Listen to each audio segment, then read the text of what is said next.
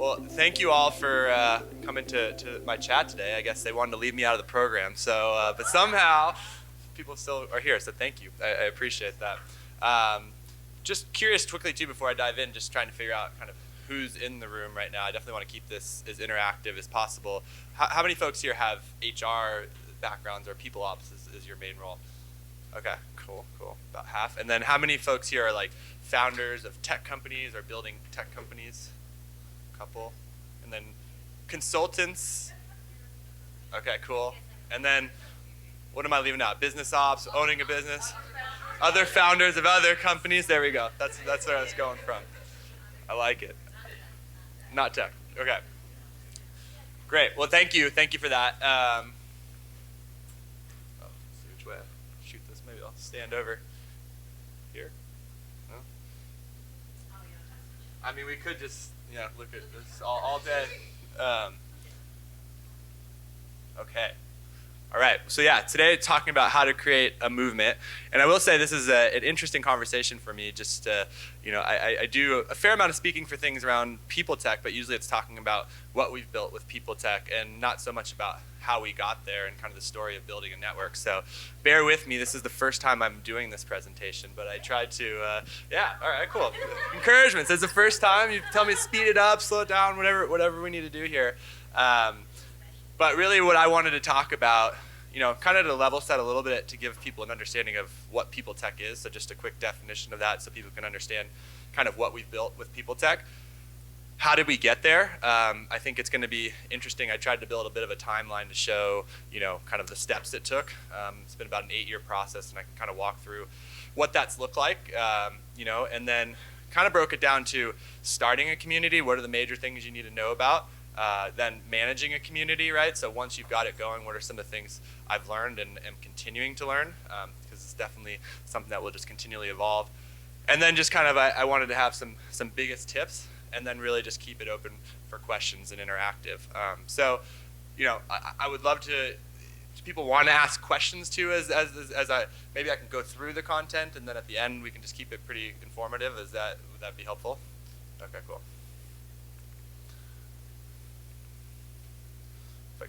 So what is PeopleTech? So PeopleTech continues to evolve, and actually if you ask me, probably in 6 months it may be a little bit even different than this, but I think the core missions will stay fairly similar. So at the core, we've built a community of about 150 heads of HR and talent that are really interested in working with high growth technology companies that are building HR solutions. And that can be across anything from performance, learning and development, recruiting, but all the way out to how do I take care of my employees' mental health, their financial well-being, their new parent initiatives. So actually, a lot of the different kind of CEOs here today too are companies that we've worked with and are tackling great challenges. Bravely, we've got Toby here. Thanks for representing Toby. Just doing a great job about obviously helping your employees have difficult conversations. So we've seen it across a lot of different areas. The process of what we've done is we built a kind of where we work with early companies. They apply to work with us in the programming, and they go through and they get a lot of different advice and feedback on their product, right? So very early on, usually seed companies, Series A companies, they're getting applications in, and then an opportunity to actually get feedback from HR leaders in the community about the product they're using, really early on as they're building it, and then often will become early customers or people to help them in marketplace. The other thing that, and just to give you an idea of scale, we've done about 450 or so companies have applied. So that's also kind of crazy to understand the scope of people that are building technology for HR leaders. And I only think we've seen a sliver of what's out there. And we've worked pretty directly with about 45 companies that we put through about a 3-month program where they get to meet with all these different heads of HR and talent for feedback. The other side of what we've done, and where I think we're going to continue to, really go forward more and more, is we're trying to become a network of not only great folks that want to look at technology, but also spread the word on some of the amazing initiatives that we're working across. So we've been doing a lot of events, and we are going to continue to. We do a lot of different newsletters, and we've got some pretty interesting things that we're going to be rolling out as far as major initiatives in the workplace, where we're going to be having heads of HR from companies talk about how they're tackling those problems at their organizations. So to date, actually, we've done loosely around 400 or 500 events over the last 8 years, as I can kind of walk through, but that'll continue to be more and more of a core focus of folks in PeopleTech as well, and I think it'll be really interesting as we think about our business and how we expand things to allow it to be more inclusive of everybody with some of these opportunities as well. We have advisors in San Francisco, New York, Austin, Los Angeles, and Seattle, and we're kind of continuing to grow into new markets, and it's definitely something I can talk about as we go through how do you open up a new market and how does that work. This is just an example of some of the companies, so heads of HR, senior HR leaders from these. We have had a specific focus in high growth technology company HR leaders. A lot of that's based on where we started. A lot of it also is based on some of these companies are able to adapt these tools, bring them in faster than larger corporations and enterprises because they don't have the same type of, whether it's security requirements or things like that. We are starting to see more and more interest as well in expanding this into a lot of different other verticals and areas, but that has been kind of the focus to date.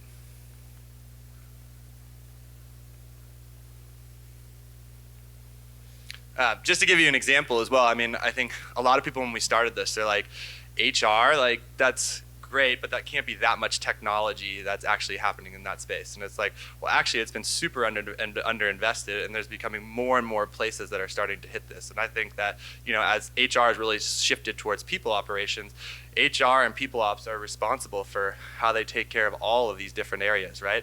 Anything from just your you know, where you would think about recruiting to learning and development, all the way to internal mobility, leadership development. How do we bring in veterans? How do we have a more diverse workforce?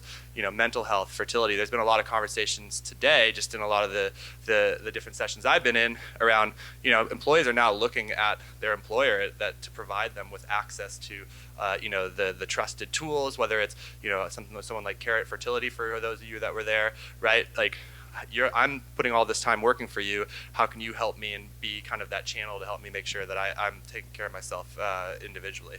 And so, you know, we're seeing more and more areas, but it's just been pretty interesting to see the amount of technology that's been coming into the space. And this is just an example of some of the logos of companies that we've worked with. You know, our drive, so I think I've talked a lot about this, but it's really in driving the future of work. We think that there's a real opportunity to change. We think a lot of that's going to be enabled with technology, but really the people are at the core of this, right? And that's how we've built this community and the things that we've been working on. So how can we be there to help facilitate this next level innovation? How can we be there to support people as they're going out and they're trying these things? How can we be a channel to get that message out in the community? Those are the things, you know, that we're really looking to work upon as we're building PeopleTech. So how do we get here? I think this would be kind of interesting just to show everybody the story, especially as, you know, you're building a network. Hopefully it won't take you 8 years. I can kind of talk about how this happened, and hopefully I can give you some tips to speed that up. But this is just an example of just kind of talking about how did this all really start. So a lot of this started in 2012. And this was when I actually had started and co-founded a group that was originally called HR 2.0. And what this was an event series. And to give you a reasoning of why I started this, so I actually don't hold an HR background myself. I'm actually hold more of a sales business development background. And I was selling to heads of HR and talent, different, at the time, a recruiting solution. For the last 6 years, I had been employed by a company that does more around benefits and consulting. But I just didn't want to be a salesperson that was going to pick up the phone every day and be making all these cold calls. Like, that to me just sounded terrible, and it just wasn't a fun way for me to, you know, really feel like I was having meaning in things that I was doing. So for me, that was like my number one initial motivation. Now, a lot of that has changed because I've become very passionate now in the HR space. I think I'm very versed. I think I understand what a lot of companies are doing. But, you know, that was my official reason of like, why did I want to go start this community? Because I didn't want to be this annoying salesperson that had no value to add other than selling kind of one piece of what I was doing. So the first event, I think it's pretty funny. I was hearing Robin talk about this today, where, you know, he was taping and putting all the cords behind you know, the wall and stuff. I was like, oh man, that was like our first event. I remember, you know, first off, like, I was like, I think we have this idea, and this is something I'll talk to a little bit. But, you know, I was out there talking to folks, having all these meetings and just constantly like, I was like, where do you go to network with peers? And I just found that there was a need for this in market, right? And I was like, all right, if I throw something, will you at least come to this first thing I do? And I was like, if I get 30 people there, I'm gonna be just thrilled, like really. And we put it out there, and it was just like, I think, again, a key that there was something that was missing in market. We had about 350 HR leaders show up to the first event we ever did. And I was like, wow. But that also meant when I saw this going, we had no budget, we had nothing. So I remember like, we were running to the store, we were filling the ice. I remember carrying in 2 the day of, and literally I was like kicking it off and almost sweating through my shirt, right? So I think, obviously we've built a little bit more from a resource perspective to date, but it is kind of fun to just think about like where it started, how it started, right? It was really just kind of, making sure that we were gonna create a good movement, and we didn't really quite even know what we had at that moment. Then around 2013, if I just kind of walk through a couple of these pieces, we started doing more and more of these quarterly events, right? I think one piece of advice, and it's probably not hard to think about, but like when you're onto something, go and take it and really make it happen. So, I decided to turn this into a quarterly event series. And, we were able to do this on pretty tight budgets. We had a budget of about, $3,500 an event, and we were trying to drive a couple hundred people to come to these events. And, looking for scrappy ways to get food covered, space covered. We can talk more about that, but that's, just a little bit of an example of some of the things we were doing. Then we started thinking about this and saying, this is great, we're going out and we're bringing all these people together, but one piece of feedback I got early was, look, it's great that you're bringing all these HR professionals together, but there's a lot of different segmentations of, this person may be an SVP that has 20 years of experience, and this person might be a 2-year generalist, like that's just where they are in their careers, but how can we do something that actually like makes it valuable for each group, and some of that could be bringing everyone together, but I learned early on like it was also very important to do kind of curated dinners for about 20 to 25 people that were the senior leaders, so you could make sure that they were networking with their peers, because obviously a lot of them want to give back and be the thought leaders, but also there's a lot of conversation that they want to be having as well. In 2015 is really when the idea of PeopleTech started. So just to give a bit of an example on that, we were having all these events, and the example of an event would be something like the head of HR from Pinterest coming and talking about how do they utilize data analytics to get a seat at the executive table, or the head of HR at Box talking about when they scaled from 2,000 to 4,000, like how'd they build all their new manager programs. And people were like, we love these conversations. We then go back to work, and we don't have good tools to actually kind of build across this. And at that time, a reason I bring up Reflective, they came to one of my events when this is now a company, just for background, that's raised a couple $100 million, has grown pretty large. But back in the day, they were just a seed-funded company, and the CEO and 2 other of his employees showed up at my event. And at first I was like, I really didn't want this to be about vendors. I wanted it to be much more about community. But I was like, look, what you're building, I think HR leaders would want. Let's do it the right way. So I started doing some work with them about helping them get kind of 20 or 30 early conversations. Found out that HR leaders actually wanted to have this person selling to them, but they wanted to do it in a curated way. So that was just kind of when technology started to come into the space. It was a good example of what that looked like. And then around 2016, and I think still through today, there was just an influx of companies. And it wasn't just kind of like some side things we could be doing here and there. It just felt like there was a real need on both sides for a community to be curated, which was PeopleTech. And so we started small, something I'll talk a little bit more about as well. We had a MVP of about 25 people. And these were all HR leaders, and every single one of them I sat down and had coffee with, and I talked to them about what the vision of what we were thinking of doing, and asking them like, would you want to do something like this? What would this look like? And so then we started trialing it with a couple companies. I thought it was gonna be all cool, like putting animations in here, but I think it wasn't. And then after that, we can talk about that. We started to say, okay, there's actually really a structure here. So we started to build some organization where we built this Google group for the team to start to meet. We were able to start setting a cadence, and we actually put some responsibility for everyone that was involved in the network, which I'll talk a little bit more about as well. And in 2018, and really what we're doing in today, is we started to really build for scale. So invested really in technology on our side, which I can talk a little bit about as well, and then building out a lot of different templates and ways for the community to structure some of these things, because it's really hard for 1 or 2 people to be driving every initiative. You've got to bring it within the community. And today, we're out doing a lot more things like this, partnering with awesome conferences like Responsive, going out, doing a lot of different, community speaking. We're starting to do virtual summits. I think Robin had talked a little bit about the Parenthood at Work that we're working on. These are all things that we're now looking to kind of spread the word and make this a lot larger from a thought leadership perspective. And just getting started.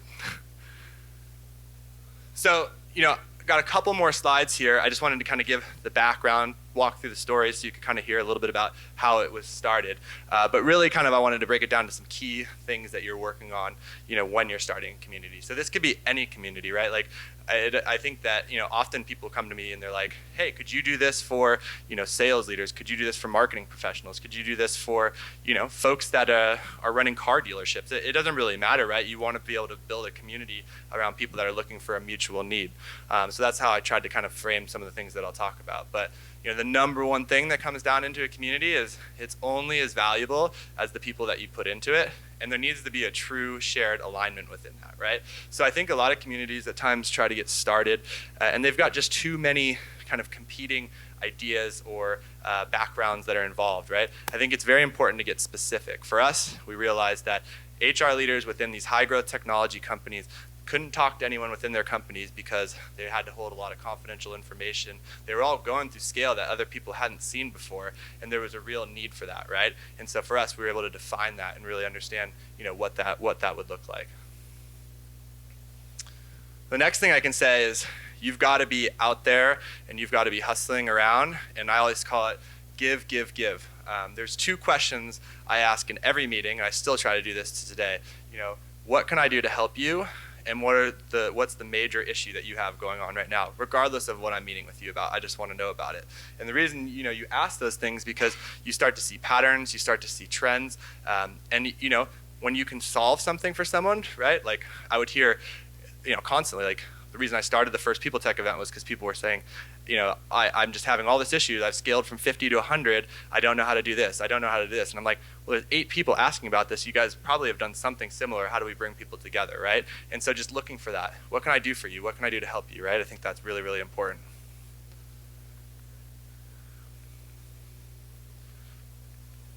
I might just put these out here. The next thing is really like, I call it do 10 things for somebody before you're ever asking for anything. I think this is really important. I showed that example of 8 years of building PeopleTech, right? And I think there's ways to do these things faster, but you have to have a genuine reason for like why you're doing this, and people have to know that you're out there to help them, right? The more people help, the more things you do, you'd be surprised. Like you actually don't need to ask for many favors. I mean, you have to define why you're doing something, right? But the more you just do for people, it just ends up, being the right thing, and it brings opportunities that you wouldn't even realize you had in front of you. So that's something I always say because I get very, very used to it. And this happens, I think, to the next point here, is that how many times do you go have coffee with somebody, right? And they're just talking to you, and they say, we could do this. We can do this together. We can partner. And then you don't hear anything back from them, right? Like you don't hear anything back from them. And so often, like, I'm very diligent about if I do something or I have a meeting, I say I'm gonna do something, I follow up that night or I follow up early in the morning and I do it, right? And I think that I test people often, like if someone I can tell wants to get something from my network or my community or whatever it is, I try to see if they'll actually follow up, right? And I'll tell you, over 50% of the time, people don't follow up, don't follow up. And then even if when people do follow up, you have to consistently follow up, you have to consistently deliver, right? So that is really, really important. So I think that, again, helps you get a lot of the ideas, helps you get a lot of the things going. But then how do you actually go out and create this group, right? Because you can't do it all by yourself, which I will say also, right? So inviting friends and doing focus groups is super important. So one kind of tip that I can kind of share out there, when I was first getting this started, I wanted to expand my network, right? And what I would do is I would talk to, an HR leader, and I would say, hey, like, what's a topic that you're really worried about? And they would tell me about it. And I would say, hey, if I paid for lunch for you and 5 of your friends to talk about this, do you know other HR leaders that you would bring to talk about it? And they would say, yeah, that'd be amazing, right? And so we would go out and we would do these lunches, and that was another way for me to just grow in their community, right? I was the person that was bringing them together, and I was making that person feel really valuable themselves, that I would host a lunch in their honor, right? So just the kind of a tip, for things that you're looking at. Another piece too, I know that things can feel daunting.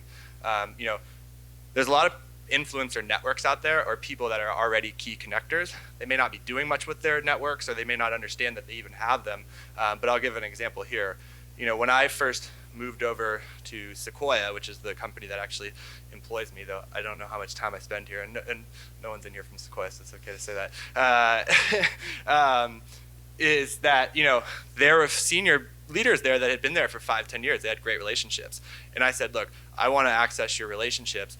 You know, I will go in and I will spend a couple hours and go through your LinkedIn, and I'll tell you who I want to actually meet with, and I'll write that exact message of why I want to meet with that person, and all you need to do is forward it along, right? And I did that, and that really helped, again, just kind of build things along. So make it easy for people, but you know, you could start this anyway. It just really like kind of going through it and looking at people's networks that are trusted. And then the other thing is really early days are super critical. You need to have kind of power contributors. So it's really important, like, you know, we did an MVP, which was 25, but there was probably 3 or 4 people in that group that I said, are you in this with us? Are you really committed? Like, when we throw this first message out, can you respond? Can you make this be active? You know, super important. And now we do that where anytime we open up a new city, we have a lead there that kind of says, I will have these responsibilities with you, and I will do that, right? Because otherwise, again, it's hard to scale this and do it all by yourself.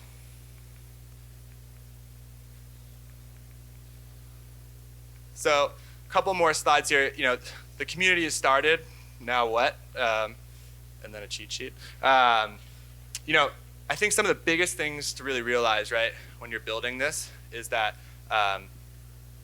networks need to be fluid. They need to be able to adapt. I mean, again, we have a motto for PeopleTech, which is for people leaders, by people leaders. Like, it's everything we do. It's in everything that we do. It's directed for that person to enjoy their experience.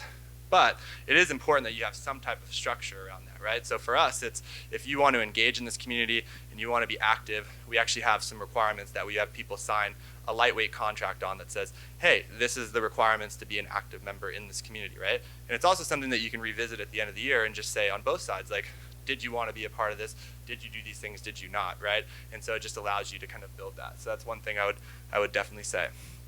The other thing that's really important is that when you're building networks, you know, you may have a group of people specifically that all have a shared background, but you know, each person's motivations and why they're there is different, right? So very early on, especially when we had the first 25 folks that came in, I would just constantly ask people, why would you want to be involved in this? And for, you know, the answers I would usually get would fall somewhere between, I really just want to see early technology, I actually want to advise or possibly invest in early stage technology, I just want to network with other great peers, I actually want to be a thought leader. I want to be the person that's out speaking and doing these different things, right? So there's 4 or 5 key things that came up, and even to this day, it really hasn't changed. And it's just understanding what each person wants out of the community and making sure that you offer those opportunities throughout the community. The next thing is really around guardrails that I think are important. And so to give you a little bit of an example of what that means, again, I'm very much about a community being fluid. I want things to be able to be built on a platform. Like, one person, it's going to limit everything, right? But what happens is, if you don't have any guardrails, then you just have a lot of different things going, and things might be dying. Like, this initiative might be dying, this might not be working, this might be off brand. So for us, you know, when we do an event, what we try to do is we call out to the community, we see who's interested in this topic, and then we ask, you know, each of them to really, you know, help kind of frame the content themselves, and we do a call and we help them structure it. So there's a structure, but it's really like, you know, we give the guardrails, but they have to bring the majority of like what's going to actually happen with that community. I think a better example probably is like when we have a company. So we want to be very cautious that, you know, we obviously get our founders working with HR leaders, but we don't want them to feel too salesy, right? And we want to make sure that it feels very on brand and there's really a lot of feedback around it. So we tell, you know, our companies like, hey, absolutely happy to promote a dinner you're doing or do anything like that. But if you're going to do that, you need to have at least 2 of our HR leaders at your dinner speaking or being some part of the content, so then we would feel comfortable putting kind of the PeopleTech brand behind it, right? So those are just a couple examples. And then again, you know, really assigning those project leads, sharing the responsibility. It's the only way to scale, and I'm happy to go into more detail on that if people are interested. Really finding that motto, right? Like, and I think this is actually like for any community, it's for this community, by this community, allowing the community to like curate what it wants to do. You know, I had one idea of what PeopleTech would be when we started it, and where it's gone today is completely different, right? Like these types of things happen because you let the community all bring it together. And again, everything you're doing, making sure that you're hitting that. Like questions for, is this a good idea? You know, who are the main people that we're trying to help with this? And if it doesn't align with your brand, like it's better not to do it, right? Like I'd rather always start something small and do it really, really well, as opposed to do something really big and, you know, have it not be successful.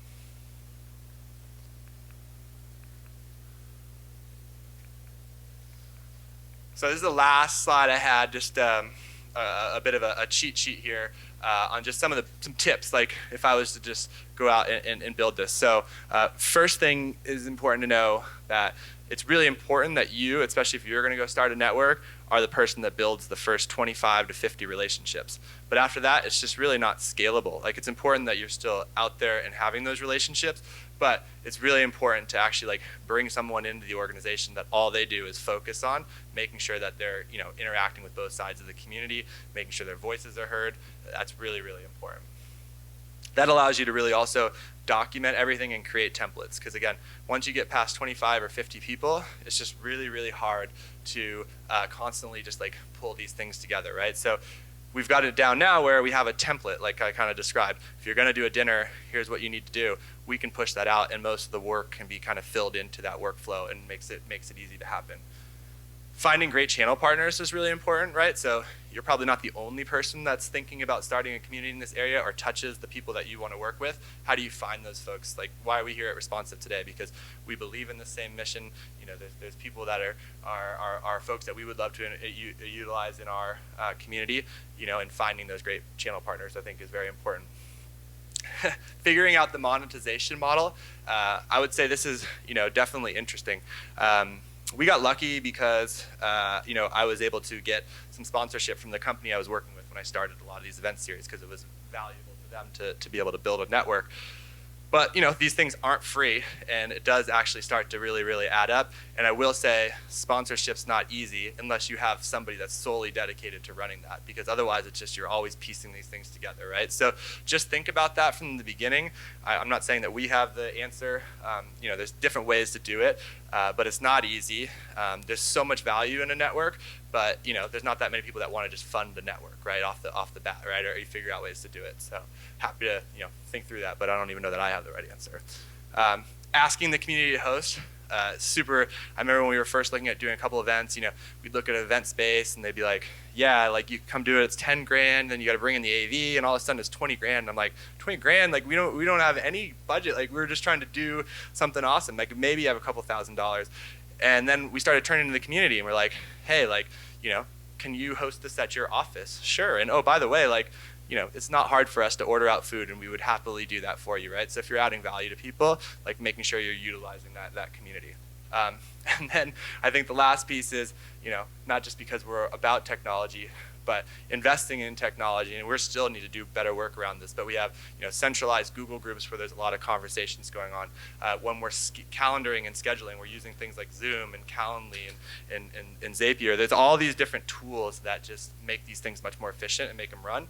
We're still looking for some of those ourselves, but I give one kind of funny example before I open it up for questions. But, you know, the beginning, again, this is kind of like back to the kind of hustle story of starting all this. I remember we used to do these feedback sessions, and now they're beautifully done over Zoom, where everyone has their video on, their things going. Originally, like when we were starting, it was like, okay, everyone call into this conference line at this time. And I remember I wanted to be on every one of those calls to just make sure like it was happening right, like getting in the weeds. And one time, I mean, I would be everywhere. And one time I had to fly out of LAX, and I was on a call all the way up to, you know, putting everything through the security line. I put everything through. I dropped my phone down for 30 seconds. I'll get it back on the other side. I'll be back on the line. And then, of course, you know, pick it back up. I leave my computer never to be seen again. So so just, you know, invest in technology early. If I had done that, we wouldn't be having those issues. But more of a funny story than anything else. But, yeah, I mean, that's, you know, kind of what I wanted to talk about. I guess there was one other thing, having quarterly business planning meetings as well. You know, just always moving forward and redefining, because the network changes so much, I think is what I wanted to highlight there. But hopefully, you know, that was kind of some helpful tips. I'm happy to take questions. Again, I think however this would relate to you and what type of network you're doing, I think there's probably some parallels. So happy to open it up to questions if anybody has any. Toby. Looking back over the years, if you knowing what you do now, would you do something differently or do something earlier? Oh, I don't know if we need this. We heard you. Oh, okay, sure. Do you want to repeat it? Yes. Thank you, Toby. So looking back over the years and how you built this community, would you have done something earlier that you're now doing, or done something differently, knowing what you know now?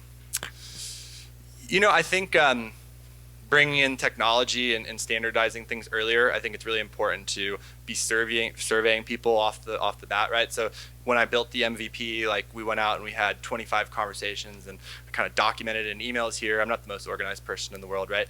If I had been able to just have it all built into some type of easy kind of tool to survey, which we do now, I would say just do that early and build in scalability from the beginning, because I think there was just probably a lot of time wasted, thoughts lost because I didn't build that. So making it really simple, and then having everyone answer the same 5 or 6 questions so you can like correlate like what matters to people, I think. Thank you. On your founding team, how did you scale the vision to the point where you were able to relinquish a little bit of control and have trust that, the ethos and the vision that you saw was going to be able to be communicated in whatever they produce, and that it's going to turn into a cohesive movement?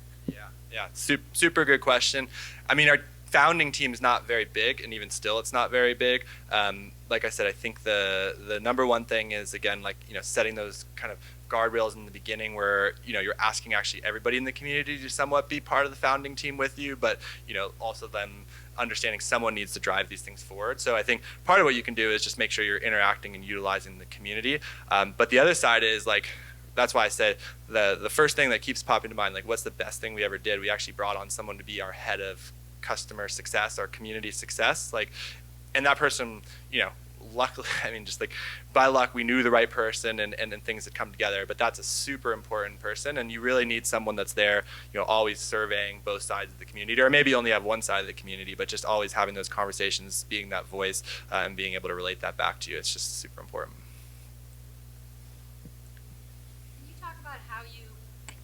Can you talk about how you thought through the monetizing? Like, are there some obvious like subscription and how that went? Yeah, I'm still doing a lot of research on that, actually. Like, again, I think we were in an interesting position where I got lucky that part of it was sponsorship for me, like in my own situation where the company I was with was willing to invest dollars in it to do it. So I didn't spend a ton of time thinking about monetization.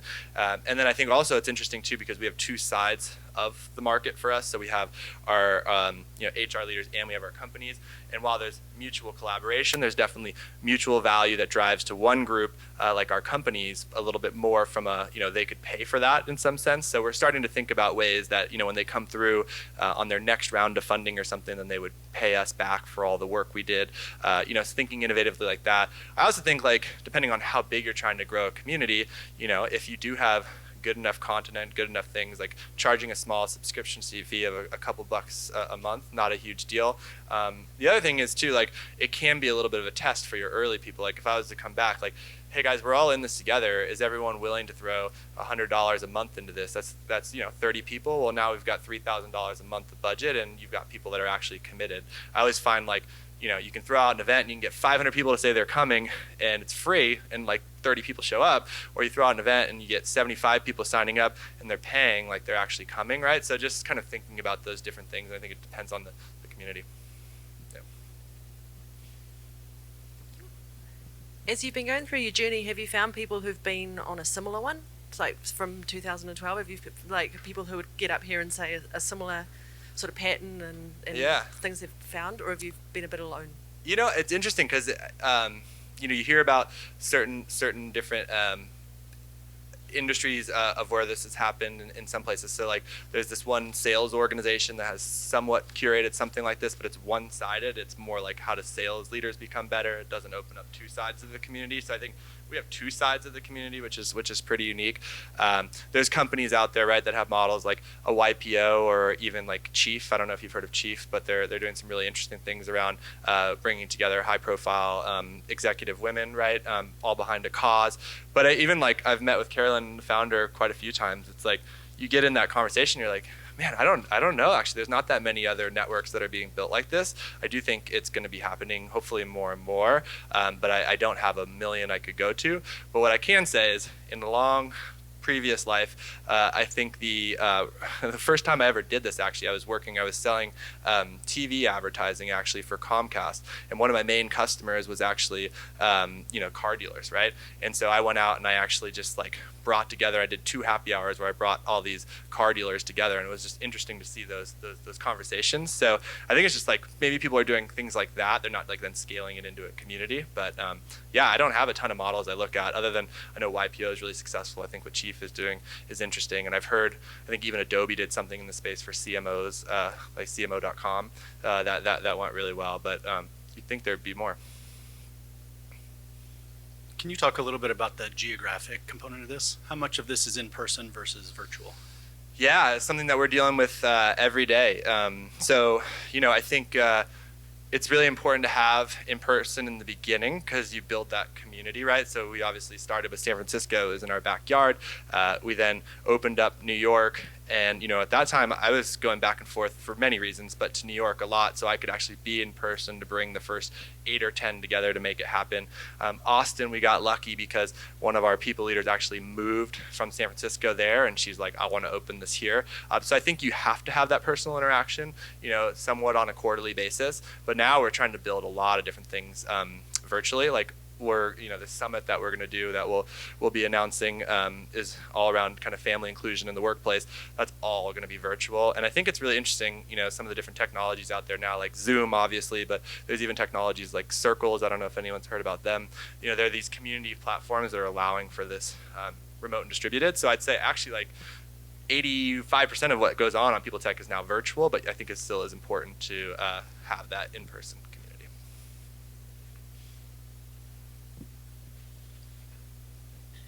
You said this is the first time you've given this talk. Do you see PeopleTech moving into building other communities for other people at some point, like building that platform? Yeah, I think it's very interesting. I guess hopefully that would maybe parallel to your question around are there other networks doing this? I think could we standardize this? Could we build a bit more of a real playbook? Could we help people do that? I think absolutely there's a chance. I think I still think it's also, I think, something in my personality, but I'm we're not even close to where we can be yet with PeopleTech, so I want to make sure that we build, that structure properly. But I do think, again, if you take a lot of this playbook and we put it together, it can be definitely translated to other industries, and, down the line, for me, I think that was kind of the cool part about coming and talking today. It was wow, this is actually something I've spent so much time on. I'm not an HR, guru. I know a lot about it, but I'm not that's not my specific profession. So I'm interested in seeing how I can kind of create a little bit more of a movement around networks. Does that answer maybe? So in the future, maybe, yeah. Happy to open source a lot of this though. Big believer in that for sure. Yeah. Yeah, absolutely. Yeah, and anyone that wants to, to engage with us on PeopleTech Partners, we have a newsletter you can subscribe to where we're just giving active communication. You can see a lot of the things we're doing, the events we're driving, all those different things.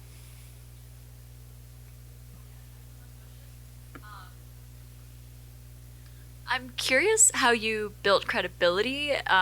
You mentioned earlier that you have a sales background. Yeah.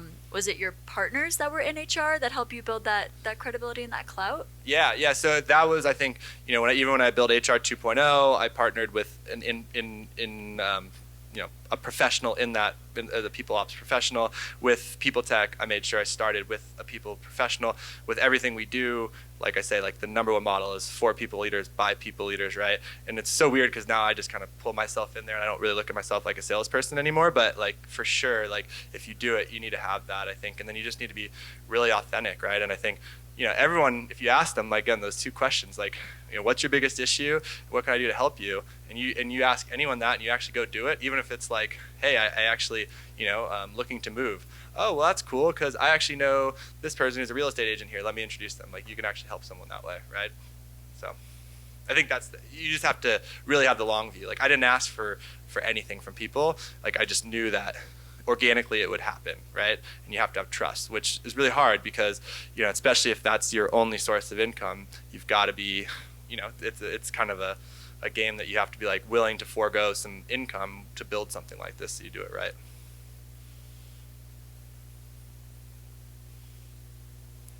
Cool. Oh, yeah. So you mentioned about the HR and sales and like your background. How in building a network, how important do you think it is to be like 100% HR or not, or like an administrator? Like the dynamics change depending on where you're coming from. Yeah. Like to build a successful one, do you think it's been good to not be 100% HR background from yourself? Yeah, I think so. I'm a big believer, and again, like that's why when we do anything like open source for ideas, like, I think you just look at what are the specific things, right? Like my partner has a very good operational background, could build like, knew the compliance things we needed to do to get this started, right? And knew how to like make kind of more business decisions. For me, I was kind of like the person that was running around, had some sales, but also was like trying to vision and always thinking and throwing new ideas. And then like, that's why like I thought it was so critical for us to get ahead of customer success, because like just to make sure that that skill set was fit. So I think it doesn't matter actually which hat you wear. Probably a sales or BD hat would be someone that would be interested in starting something like this because that's just part of the personality maybe. But I think it's just you need to have all of those areas and then trust the team that you're working with that things are going to get done.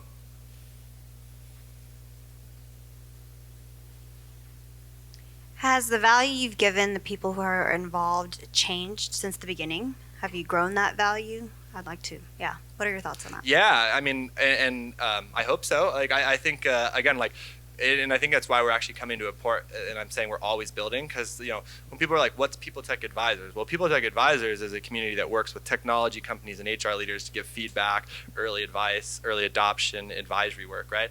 And then all of a sudden, all this stuff is just pulling us to doing more content and thought leadership. That's actually like a totally different value prop, right? So we're actually trying to figure out, do we actually like start a new company that's like PeopleTech, Connect or something like that, that's like more around building the community aspect of it, while there's also this advisory piece, right? So absolutely, like I didn't know that would come out of it or be as big as it is now. And I think like on the roadmap, on the vision, like there's opportunities to build mentorship channels, there's opportunities to build recruiting channels, right? Like the amount of jobs that get passed on our platforms and things that are going on, like definitely didn't start to be a recruiting firm, but could have an aspect of something there, right?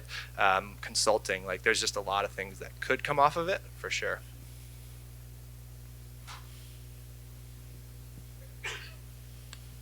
So you talked about having several people on the team kind of to start something like this. Who would be like your first choice? If you're like, okay, I'm going to start the smallest, cleanest, most beautiful thing I can to start a movement, who would those people be now?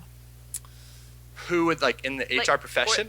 Or the roles, or yeah. Well, I think number one, again, it's all about the hat you're wearing, right? So for me, it was sales BD when I started it, right? So I needed to have that industry professional that was going to hold that cloud of like, this isn't just a sales guy that's trying to sell me, right? So I think that's really important. So, having that industry expert. And then I think it's just really important, like identifying who those people are that you really want to have there, right? And then again, ask them to open up their networks. That's why I kind of brought up those lunches that I would have, right? I would go out and I'd say, I really like this person. Like, I could see if they're like wanted to open this community, if that was interesting, and then that I could meet great people through them, so it wasn't all just kind of me building it.